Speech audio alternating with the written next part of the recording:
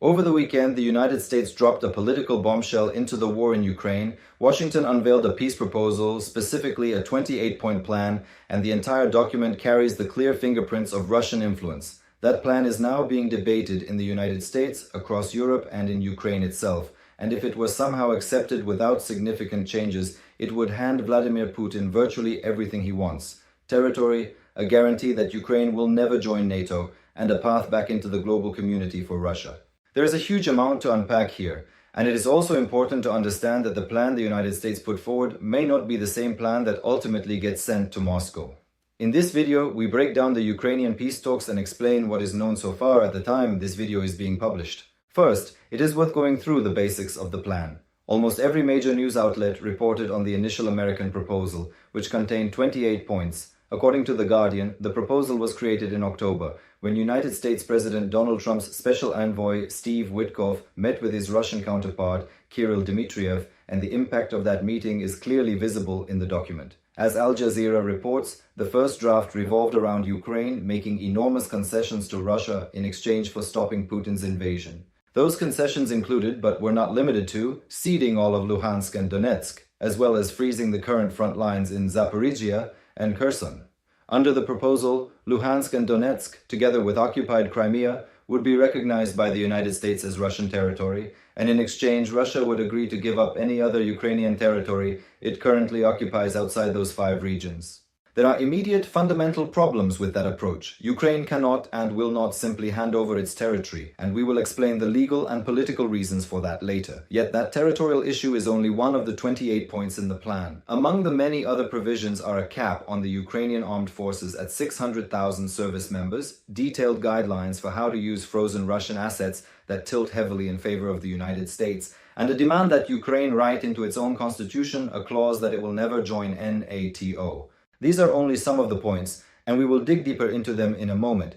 But the overall character of the peace proposal, with so many elements skewed toward Russian interests, has already sparked serious questions about who effectively wrote it. Sky News reports that the plan has angered several senators in Washington, some of whom confronted United States Secretary of State Marco Rubio. According to that reporting, the senators claimed that Rubio told them the plan essentially amounted to a Russian wish list and did not truly reflect the official American position. The State Department has publicly rejected that characterization, yet the very fact that such claims are circulating underlines how much confusion surrounds this American peace proposal. Republican Senator Mike Rounds delivered a particularly harsh assessment of the document. Speaking at a security conference in Canada, he said that the current United States administration was not responsible for the document in its released form, and that they viewed it as only a starting point. He then made a key remark, saying that the proposal looked as if it had originally been written in Russian. For its part, Washington insists that this is not the case. Rubio has posted on X that the peace proposal was authored by the United States and is intended to serve as a strong framework for ongoing negotiations. He says it is based partly on input from Russia, but also on previous and continuing input from Ukraine.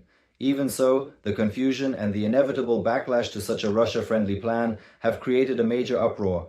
Donald Trump himself has now said that the plan is not a final offer to Ukraine, even though his administration had previously given Kyiv a deadline of November 27th to accept it. That acceptance clearly is not going to happen. Instead, Ukraine and the European Union have begun rewriting the document. In other words, the plan that Washington put on the table is not the plan that will eventually be presented to Putin, which brings us to the detailed analysis. We are going to walk through all 28 points, look at the European Union's proposed amendments, and explain why some of these points are completely unacceptable to Ukraine. The first point is straightforward and something Ukraine would gladly support. The United States states that Ukraine's sovereignty will be confirmed, and the European Union agrees with that principle. Ukrainian sovereignty is treated as the foundation of the entire agreement. Point 2 also appears reasonable for all sides at first glance. It calls for a non-aggression pact between Russia, Ukraine, and Europe, though in the European Union's redraft, the term Europe has been replaced with NATO. That change makes sense, because not every European country has taken the same stance towards Russia.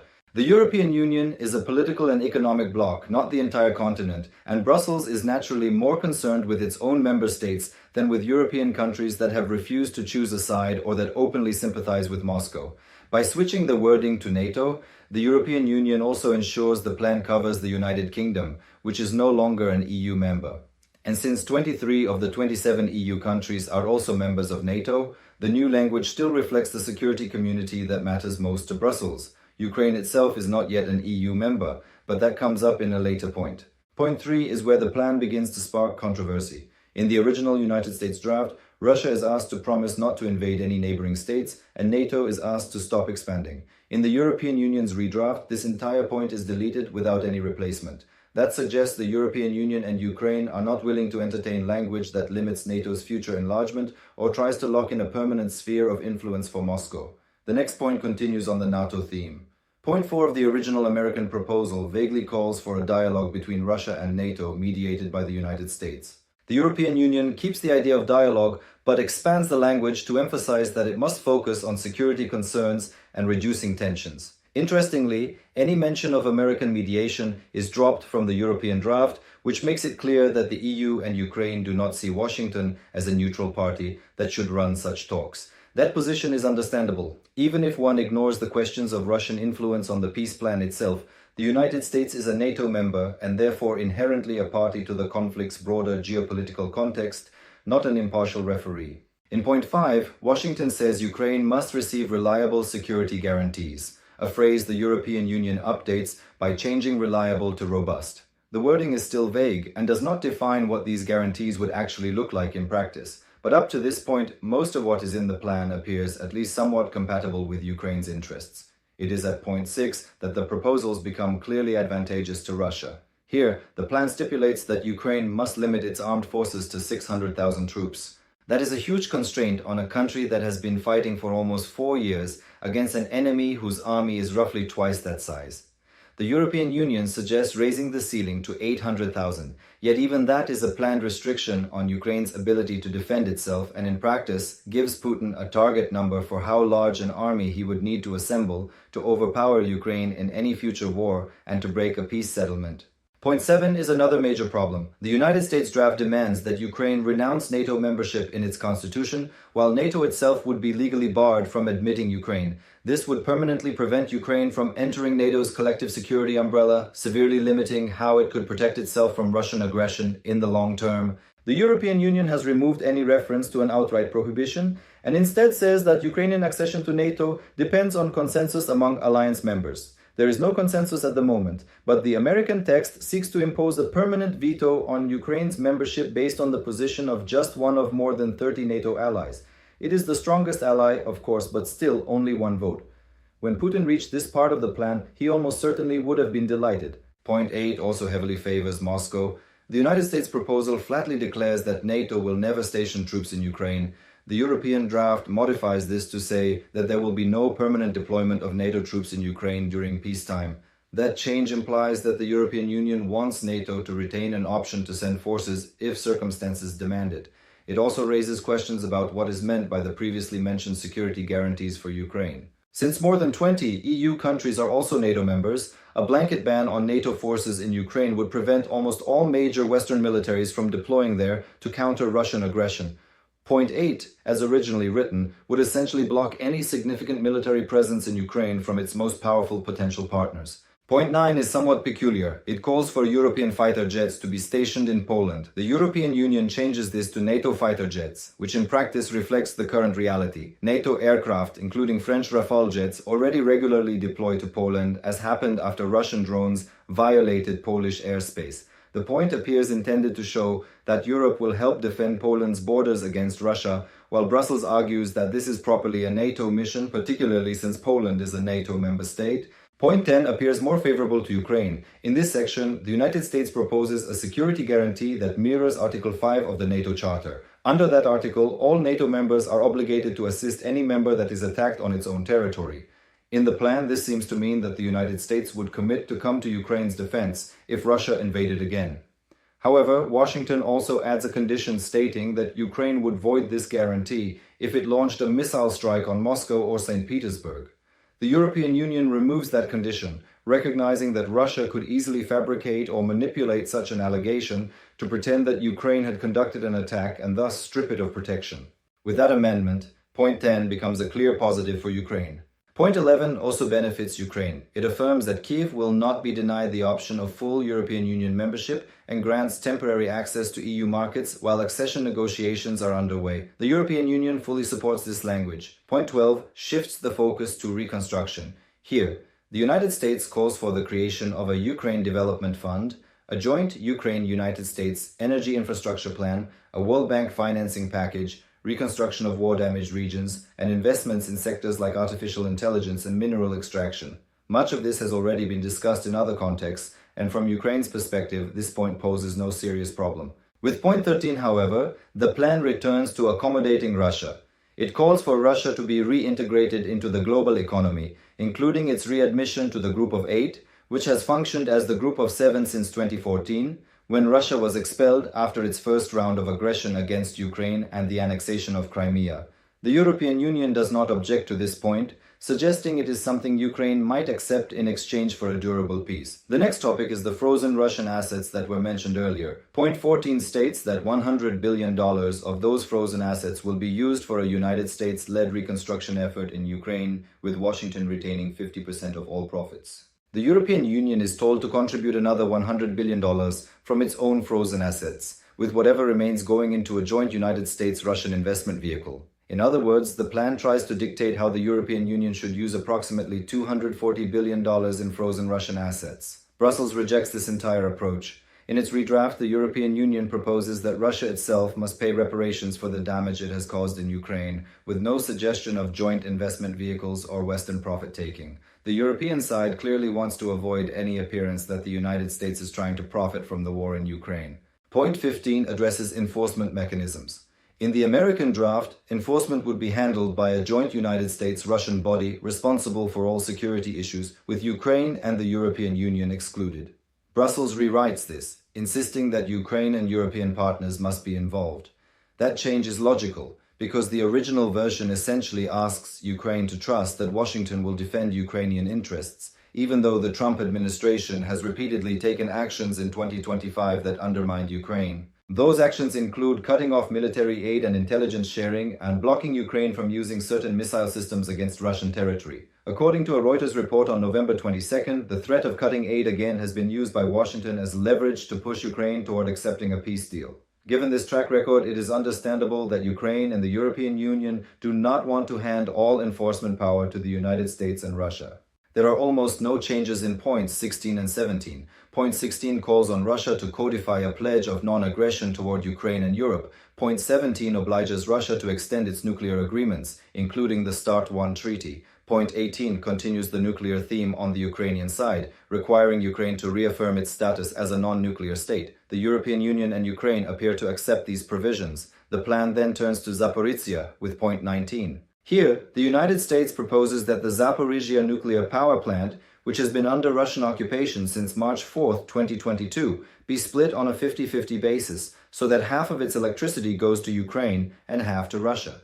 The European Union leaves this point unchanged. The plant has suffered serious damage and likely mismanagement since Russian forces took control, and repair work only began in October when local ceasefire zones were established to fix damaged power lines. Ukraine may be willing to cooperate with Russia over the plant's operation, if only to reduce the risk that poor management could cause a nuclear disaster. Point 20 focuses on Ukraine's internal policies. It calls on the country to implement educational programs that encourage cultural understanding and to adopt European Union rules on religious tolerance and the protection of linguistic minorities. The European Union suggests keeping these parts. The American draft also includes language demanding that all Nazi ideology be banned, which echoes one of Putin's propaganda justifications for the invasion, namely that Russia is supposedly trying to denazify Ukraine.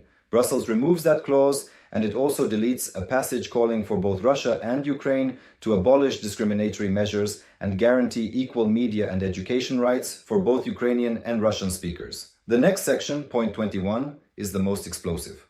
Point 21 is where the United States says Ukraine must agree to cede Donetsk and Luhansk and freeze the existing front lines in Kherson and Zaporizhzhia.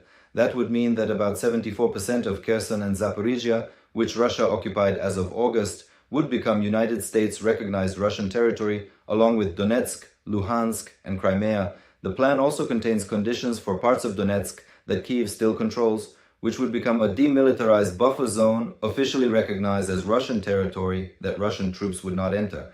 This is arguably the most pro-Russian element in the entire 28-point plan, and the European Union has completely rewritten it. In the European version, Ukraine commits not to attempt to regain occupied territory by military means, and any territorial changes would only occur after future negotiations, potentially involving land swaps using the current line of contact as a starting point.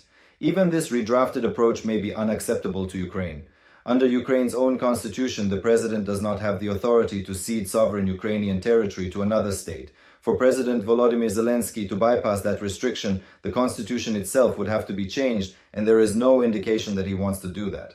From Putin's perspective, however, the original United States plan would deliver exactly what he has sought since 2014, formal control over Crimea, Donetsk and Luhansk, plus large parts of Kherson and Zaporizhia, all recognized by the United States. That would be enough for him to declare victory even though Russia has failed to topple the Ukrainian state. The remaining points are less controversial. Point 22 says that neither side may try to capture or recapture territory by force after a peace agreement comes into effect, and any violation would void the security guarantees. Point 23 requires Russia to allow Ukraine to use the Dnipro River for commercial traffic and to use the Black Sea for grain exports. In point 24, the United States and the European Union agree to a complete all-for-all exchange of prisoners of war and the return of all civilian hostages and abducted children. The point also calls for family reunification, support for the victims of these abductions, and responses to similar war crimes. The issue of abducted children is particularly serious. Al Jazeera reported in June that Ukraine believes Russia has abducted around 20,000 children since the full-scale invasion began. Point 25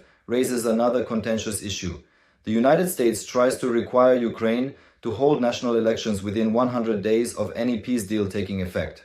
Trump had previously labeled Zelensky a dictator for not holding elections in February, ignoring the fact that Ukraine has suspended elections under martial law because of the war. Some observers see this as a potential opportunity for Russia to support a pro-Kremlin candidate and use elections to remove Zelensky from power. The European Union softens this point so that Ukraine must hold elections as soon as possible without a rigid deadline. The final 3 points are about implementation. Point 26 originally declares that all parties will receive full amnesty for any war crimes they have committed, with no further complaints allowed. The European Union alters this to say that measures must be put in place to address the suffering of victims, leaving room for some form of accountability or reparations.